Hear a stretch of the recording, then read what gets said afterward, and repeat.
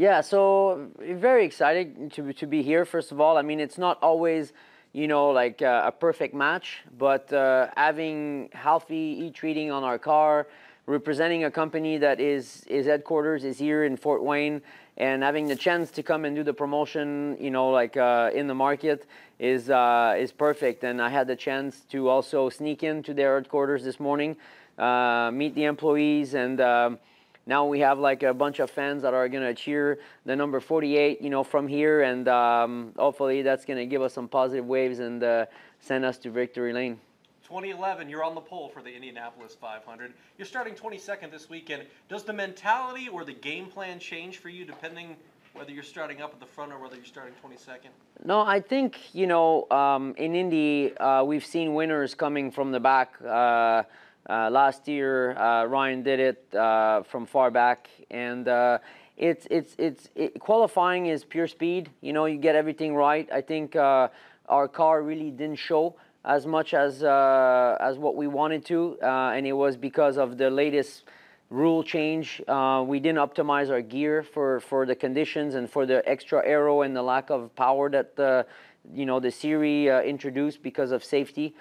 So I think we have more in the car that we didn't show in qualifying, but nevertheless, it was a really good qualifying for us.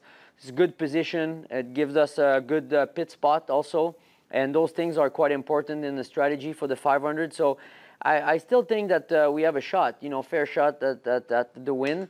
But the biggest thing is really minimizing error, being good in pit stop, a bit of luck, be there at the right time, and just nail the strategy right on the head and just take advantage of everything. You mentioned safety. That's obviously a hot button topic with the Indy 500 right now, with cars leaving the ground, the 4 major crashes. So in your eyes, what's been the biggest problem, and what can IndyCar, or what can the drivers even themselves do to kind of rectify that situation? Because health is a concern based on these crashes that we've seen the last week. Yeah, I think obviously the addition of the Euro kit at the last minute. A lot of the teams have been trying a lot of things. Some people got caught, but we have to remember that the speed that we're traveling.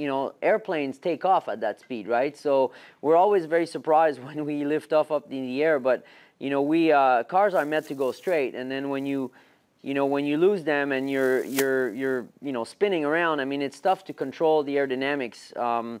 So there's always going to be some innovations that we could come up with, and IndyCar has always been really good at coming up with some new technology. I mean, they introduced the safety barriers. So I really feel that this is going to be another turning point, towards the right direction. But you can never predict anything. There's always going to be a certain amount of danger that you have to cope with, and but hopefully, things will get better and better.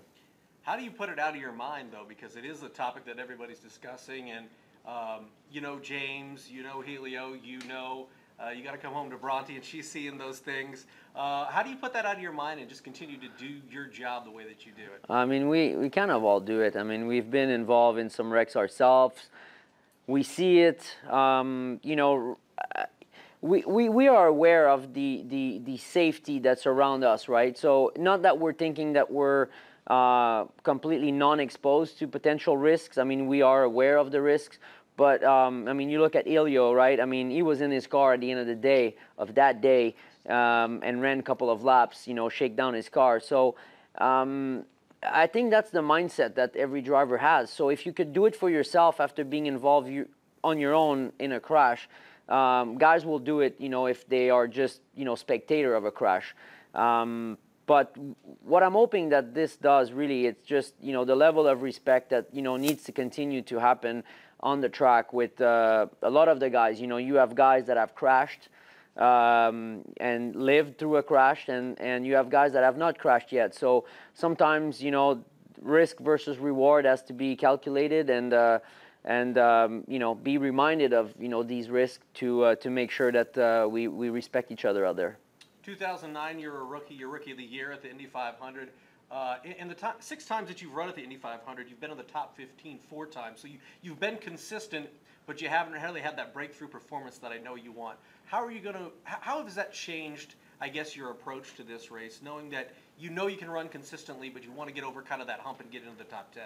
Yeah, I mean, it's you have to be first. You have to you have to be in it to win it. I keep saying the same thing because that comes from Bronte. But you know, rookie. I arrived there. It was my first year. You can only be rookie once, and we put our name on the trophy that day. So it was cool. Same thing for the pole. I mean, we managed to have a good car that day, and we got it. The win is the most difficult one. I mean, it's a long race. There's a lot of pit stops. There's a lot of strategy. You need to be there at the right time, and you know, like, yeah, I always find a way to put myself in a position to contend, but we just came short. You know, like, so it's very difficult. I mean, you have like 33 drivers out there that are way capable of winning races, teams that are putting a lot of effort and money into this particular event. So, you know, to beat the Penske's, the Ganassis, the Andretti's, you know, that have made their names there, it's going to take, you know, a perfect race, you know, no mistakes, you know, perfect pit stop and nail the strategy on the head, and just, you know, good communication with our crew in the pit stop and evolving the car throughout the race. And like I said, a bit of luck, yeah, and I think we can do it. We have the car to do it. We just have to put ourselves in that position. You've raced with a number of teams at the Indy 500. Sam Schmidt back in 2011 when you got the pole. You've been with Sarah Fisher before. You're with AJ Foyt this year. He's a four-time Indy 500 champ. What kind of advice does he give you? And also the setup with the gurney design that you guys have. How cool is that to kind of have that throwback look and to also be teamed with AJ?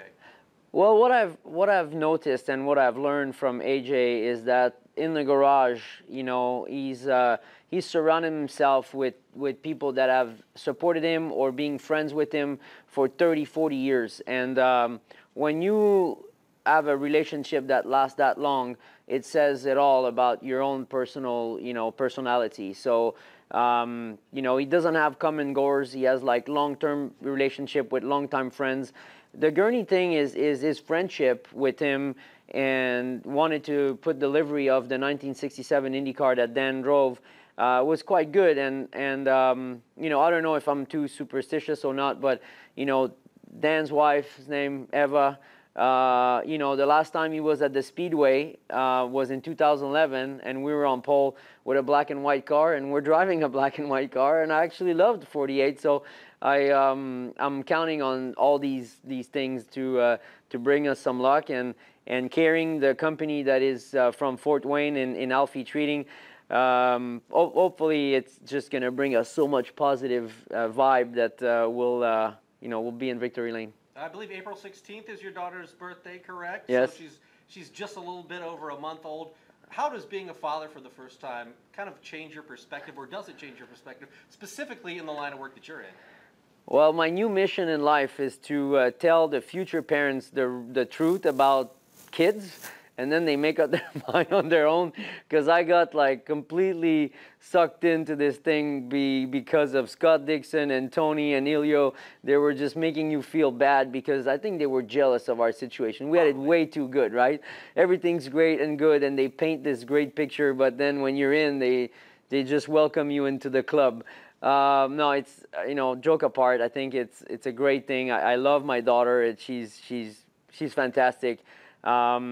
You need to have a wife and help, obviously, during the month of May.